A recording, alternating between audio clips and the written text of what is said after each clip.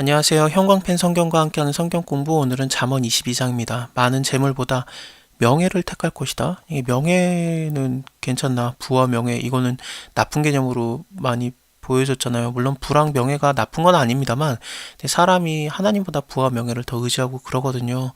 그래서 이거를 왜 택하라고 하는가? 그러면은 뭐 부보다는 명예가 낫나? 그건 아니에요. 정확하게 히브리어로는 이름이라는 뜻인데 하나님께서 인정해 주시는 이름을 택해라라는 뜻입니다. 사람들한테 이름을 존경받아지고 그런 명예를 택하라는 그런 뜻은 아닙니다. 왜냐하면 뒤에 은이나 금보다 은총을 더욱 택할 것이라고 했기 때문에 은총은 하나님께 받는 거잖아요. 그러니까 하나님께 뭐 인정받는 이름을 택해라라는 겁니다. 가난한 자와 부자가 섞여 살거니와 무릇 그들을 지으신 이는 여호와시라. 하나님께서는 가난한 자와 부자를 다 만드셨습니다. 그래서 예수님께서도 그러시죠. 가난한 자들은 너희와 항상 있을 것이나 나는 그렇지 아니하다라고 얘기를 하셨었는데 결국에는 이웃사랑이에요. 우리가 이웃사랑 하라는 얘기입니다. 이렇게 섞여 사는데 그 사람이 나보다 못하거나 뭐 대단하거나 그런 게 아니라 다 하나님께서 지으신 다 같은 피조물이거든요. 슬기로운 자는 재앙을 보면 숨어 피하여도 어리석은 자들은 나아가다가 혹은 지나가다가 또 해를 받아요. 그냥 가만히나 있지. 그냥 스스로가 막 그렇게 가시와 얼무가 되는 그런 길들을 만들어서 다니거든요. 패역한 자라는 것은 마음이 구부러진 자를 말합니다. 미련한 자죠. 미련한 자는 스스로 그 길을 이렇게 굽어지게 만들고 또 하나님을 원망한다라고도 우리가 봤었죠. 겸손과 여호와를 경외함의 보응은 재물과 영광과 생명이니라. 그 마땅히 행할 일을 아이에게 가르쳐라 그러는데 이것은 정확하게는 그의 성질에 합당하게 아이에게 바쳐라라는 뜻입니다. 그래서 그 아이를 뭐 물론 하나의 틀로 갖다가 막 이렇게 올가매는 건 안 좋죠. 그래서 아이의 성질을 하나님께서 다 다르게 만드시는데 그 성질에 맞게 그 아이에게 맞게 잘 길러주는 거예요. 그렇게 되면은 그가 늙어서도 그것을 떠나지 아니하리라. 제일 좋은 거는 하나님의 말씀으로 가르쳐야 되겠죠. 생각해 보면은 하나님의 말씀이 인간들에게 전해질 때 율법주의가 아니잖아요. 물론 율법은 선한 겁니다만 율법주의는 안 좋은 거죠. 주의가 되면은 그게 제일 우상시 되는 거예요. 하나님보다 더 율법이 우상시 되는 게 율법주의거든요. 그래서 예수님께서는 그걸 원하지 않으셨죠. 하나님의 말씀 자체가 왔는데 율법을 지킨다고 막 하나님의 말씀을 막 버리잖아요. 그것을 바리새인들이 하지 않았었습니까? 그래서 율법주의는 좋은 게 아니에요. 율법은 선해요. 하지만 복음이 그러니까 예수님 자체가 이제 모든 율법을 완성하시는 거거든요. 그런 것들을 생각할 때 율법주의는 좋은 게 아니에요. 대부분 율법주의 그런 게 왜 나오냐면은 이렇게 하면은 무조건 복 받는다. 이렇게 하면 무조건 죽는다. 그런 식의 그 법칙을 만들어내는 거였죠. 근데 하나님께서는 각 사람에게 다르게 대하시거든요.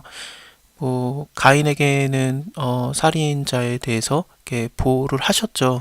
너를 죽이는 자에게는 내가 벌을 7배나 더하리라 했지만 뭐 다른 살인을 했던 자에게는 바로 하나님의 징계가 임하기도 하고 그랬었습니다. 그래서 그 사람에 맞게 그리고 그 상황에 맞게 하나님의 선하신 뜻에 따라서 대하는 게 다 달라요. 우리가 그 성질에 맞게 우리의 그 성품에 맞게 하나님께서 각각 다르게 대해 주시기 때문에 뭐 인격적인 하나님으로 그렇게 우리가 많이 표현을 하죠. 그렇습니다. 그래서 우리가 똑같이 가리키는 게 아니라 아이에게 그 성품에 맞게 가리키는 게 그게 맞아요. 하나님께서도 우리에게 그렇게 해주시고요. 또한 대표적인 게 마리아랑 마르다 얘기인데 나사로가 죽었을 때 예수님께서 딴 데 계셨었죠. 그런 다음에 오실 때 마르다가 먼저 알아보고 막 뛰어나오죠. 그래서 예수님 당신이 여기 계셨으면은 우리 오라버니가 죽지 아니하였겠나이다. 하지만 지금이라도 당신이 무엇인가 원하면 할 수 있습니다. 그랬더니 예수님께서 네 오빠가 살아나리라 그랬더니 아 뭐 그렇습니다. 마지막 부활의 때에 그때 살아날 줄은 내가 압니다라고 하면서 신학적으로 나오니까 예수님께서 나는 믿는 자는 뭐 죽어도 살겠고 물을 살아서 믿는 자는 영생하리라 그러면서 신학적으로 대답을 해주시거든요. 물론 엄청난 진리를 얻은 거지만 어쨌든 그런 식으로 대우를 해줘요. 그리고 마르다가 간 다음에 마리아에게 예수님 오셨다라는 얘기를 하니까 마리아도 뛰어나와요. 근데 예수님께서 더 오지 않고 그 마르다를 만났던 장소에 그대로 계시거든요. 그래서 같은 장소에서 똑같이 이제 만납니다. 마리아도 글자 하나 안 틀리고 똑같이 얘기해요. 당신이 여기 계셨으면 우리 오라버니가 죽지 아니하였겠나이다 라고 말한 다음에 그냥 울어버립니다. 그때 예수님께서 그 우는 걸 보시고 눈물을 흘리시더라라고 나와요. 그래서 우는 자에게는 같이 울어주시고 신학적으로 얘기를 하면 신학적인 대답을 해주고 예수님이 그러십니다. 근데 그냥 그 울고 끝날 하나님이 아니죠. 예수님이 하나님 자체니까. 그러니까 울린 그 눈물 흘리게 한 그 죽음이라는 권세를 밟아버리는 거 아닙니까? 그러니까 죽은 나사로야 나오라 하면서 나사로가 살아나오는데, 각 사람에게 맞게 그 사람의 성질과 성품에 맞게 하나님께서 대해 주시는데, 우리도 마찬가지예요. 우리도 그 성품에 맞게, 성질에 맞게 아이들에게 가르쳐야 되고, 그것이 늙어서도 그것을 떠나지 아니하리라. 부자는 가난한 자를 주관하고 빚진 자는 채주의 종이 되느니라. 악을 뿌리는 자는 재앙을 거두리니 그 분노의 기세가 쇠하리라. 그 분노의 막대기가 약해진다라는 뜻입니다. 악을 뿌리는 자는 결국엔 재앙을 너무 많이 받아서 스스로가 약해지게 될 것이다. 선한 눈을 가진 자는 복을 받으리니, 이 선한 자는 왜 복을 받느냐? 가난한 자에게 양식을 주는 자예요. 그래서 부자와 가난한 자가 섞여 살지만 이 가난한 자들에게 이 양식을 나눠주는 자들은 선한 눈을 가진 자들이 되는 겁니다. 거만한 자를 쫓아내면은 다툼이 쉬고 싸움과 그 수치가 그쳐지게 된다. 마음의 정결을 사모하는 자의 입술에는 덕이 있으므로 임금이 그의 친구가 되느니라. 여호와께서는 지식 있는 자를 그 눈으로 지키시나 속이는 자, 괴사한 자는 속이는 자거든요. 그들의 말은 패하시느니라. 게으른 자는 말하기를 사자가 밖에 있은즉 나가면 찢기겠다고 안 나간다는 거죠. 좀 나가서 일 좀 해. 그런 마음이 생기는 그런 겁니다. 다 모든 일에 위험 부담이 있습니다. 하지만 좀 뛰어들어서 뭔가 성실하게 해야 되지 않겠습니까? 음녀의 입은 깊은 함정이라 여호와의 노를 당하는 자는 거기에 빠지느니라. 이 음녀라고 하는 것은 지금까지 하나님의 언약에서 떠난 자, 하나님의 언약을 잊은 자라고 나왔었죠. 그리고 뭐 미혹해하는 자, 말로 호리는 이방계집이라는 표현으로도 나왔었는데, 거짓말하는 그런 사람들, 미혹해하는 자, 그런 걸 다 표현하고 있습니다. 네, 이런데 왜 빠지냐? 하나님의 진노를 받는 자가 거기에 빠지게 된다. 하나님의 말씀을 떠나면은 거짓 그 입술, 그 미혹해하는 영에 빠지게 된다. 그런 뜻인 것 같아요. 아이의 마음에는 미련한 것이 얽혔으나 징계하는 채찍이 이를 멀리 쫓아내느니라. 이를 얻으려고, 이를 얻는다는 건 자기를 높게 한다, 자기를 크게 한다, 그런 거거든요. 자기를 높게 하려고 가난한 자를 학대해서 부자에게 주는 자는 가난해질 뿐이다.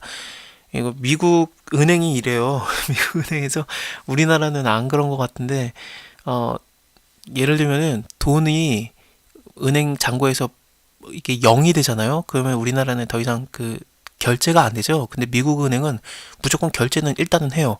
그리고 나서 벌금을 35불인가 이렇게 4만 원 정도를 때려요. 그래서 나도 모르게 그 은행 관리를 안 하고 우리나라처럼 문자로 뭐 얼마 썼다 오지도 않거든요. 그래서 얼마 있는지 확인 안 하고 있으면은 어느 순간에 은행 잔고가 그 제로가 되면은 이제부터 벌금이 나가기 시작하는 거예요. 내가 뭐 그 연필 하나 샀다. 그래서 1,000원 하나 썼다. 그러면 35불, 4만 원씩 딱딱 그 하나마다 벌금이 이렇게 때려 나가거든요. 카드로 긁어서 잘 모르면은. 그런 겁니다. 그래서 나는 돈이 없는데 돈을 더 가져가요. 그리고 나서 돈을 많이 넣은 부자에게 이자를 주려고 다 이게 퍼주는 겁니다. 이거 미국의 그 코미디언도 이걸 얘기하는데 되게 공감을 했는데, 그렇습니다. 미국에는 아예 은행 자체가 이런 시스템을 갖고 있는데 하나님이 좋아하지 않아요. 이게 가난한 자에게 학대해가지고 뺏어서 부자에게 주는 거. 다윗이 우리아의 아내 바세바를 취했을 때도 나단 선지자가 와서 그러죠. 그래서 가난한 자가 양 한 마리 갖고 있는데, 근데 막 진짜 딸처럼 키우고 막 같이 자고 같이 먹고 그러는데, 근데 부자가 자기 집에 그 손님 왔다고 가난한 자의 그 양을 뺏어서 그걸로 갖다가 그 손님을 대접했나이다 그랬더니 다윗이 막 열받아가지고 막, 그거 그자 가만두면 안 된다. 당연히 뭐 4배나 갚아야 되고 그자 살아남으면 안 된다라고 말하지 않습니까? 네. 이 나단이 그러죠. 그게 바로 당신입니다. 그러니까 이제 다윗이 그제서야 깨닫고 어떻게 해야 될까? 그러면서 하나님께 회개를 하는데, 하나님께서 가르쳐 주는 거예요. 그런 사람이 있다면 너 어떻게 대하겠느냐? 그랬더니 죽어야 된다. 그러고 나서 말을 해놓고 보니까 그게 바로 너였다. 그러면은 할 말이 없는 거죠. 그래서 하나님께서 그런 식으로 가르쳐 주는 경우가 많은데, 16절에 이런 모든 것들이 좀 연상이 되네요. 너는 귀를 기울여서 지혜 있는 자의 말을 들으며 내 지식의 마음을 들지어다. 이것들을 네 속에 보존하며 네 입술에 있게 함이 아름다우니라. 내가 너로 여호와를 의뢰하게 하려고 해서 이것을 오늘 특별히 너에게 알게 하노니, 내가 모략과 지식의 아름다운 것을 기록하여 너로 진리의 확고한 말씀을 깨닫게 하며 또 너를 보내는 자에게 진리의 말씀으로 회답하게 하려 함이 아니냐. 이렇기 때문에 내가 이 모든 아름다운 것들을 기록하고 있다. 약한 자를 약하다고 탈취하지 말고 공고한 자를 성문에서 압제하지 말고 왜냐하면 여호와께서는 그것을 다 들어주시고 또 그 노략질하는 자의 생명을 뺏으실 거니까 그러지 말아라. 노를 품는 자와 사귀지 말며 울분하는 자와 동행하지 말지니 그 행위를 본받아서 네 영혼이 올무에 빠질까 두려움이라. 우리가 죄인이기 때문에 죄인, 악인, 뭐 노를 품는 자들과 다니면은 그 행동을 따라해요. 그러지 말라는 거죠. 복 있는 사람은 악인의 꾀를 쫓지 아니하고 죄인의 길에 서지 아니하고 오만한 자의 자리에 앉지 아니하거든요. 따라가지 않아야 돼요. 너는 사람으로 더불어서 손을 잡지 말며 그 남의 빚에 보증이 되지 말라. 이 손을 잡는다는 게 뭐냐면은 예전에는 글을 쓰는 게 어렵기 때문에 손바닥을 치거나 손을 잡으면서 보증을 섰거든요. 그러지 말아라. 그렇게 되면은 네가 만약에 갚을 게 없으면 네 누운 침상도 침대도 다 뺏길 건데 뭐하라 그러느냐. 지금 솔로몬이 자기의 아들에게, 그러니까 왕자들에게 모략과 아름다운 것을 지금 다 써주고 있는 겁니다. 지식을요. 근데 왕자들도 왕자라고 할지라도 솔로몬의 아들이면 굉장히 지금 부유한 나라의 상태에서의 왕자인데 근데 그때에도 보증 쓰면은 너 망해서 침대까지 다 뺏긴다라는 겁니다. 보증 쓰지 마세요. 지금 잠언에 4번인가요? 5번째 보증 쓰지 말라는 얘기가 나오고 있죠. 6장, 11장, 17장 여러 번 나오고 있는데 여기서도 나오고 앞으로도 한 번 더 나옵니다. 근데 이 모든 걸 통해서 보면은 하나님이 진짜 하지 말라는 거예요. 보증 한번 서보시면은 깨닫게 돼요. 아, 하나님이 진짜 보증 쓰는 거 싫어하는구나. 진짜 침상까지 다 뺏겨요. 진짜 하지 마세요. 네 선조에 세운 옛 지계석을 옮기지 말지니 이 지계석이라는 것은 그 땅을 경계를 표시했던 돌이거든요. 여호수아 때 약속의 땅 가나안 땅에 들어온 다음에 땅을 다 그 제비 뽑아가지고 그것을 나눌 때 그 돌들로 갖다가 표시를 해서 땅들을 이제 나눴는데 그거 옮기면은 내 땅이 더 넓어지는 거가 되는 겁니다. 근데 그건 일종의 도적질하는 거거든요. 그러지 말라라는 겁니다. 속이는 저울 뭐 그런 게 되는 거겠죠. 네가 자기 사업에 근실한 사람을 보느냐 이런 사람은 왕 앞에 설 것이다. 천한 자 앞에 서지 아니하리라.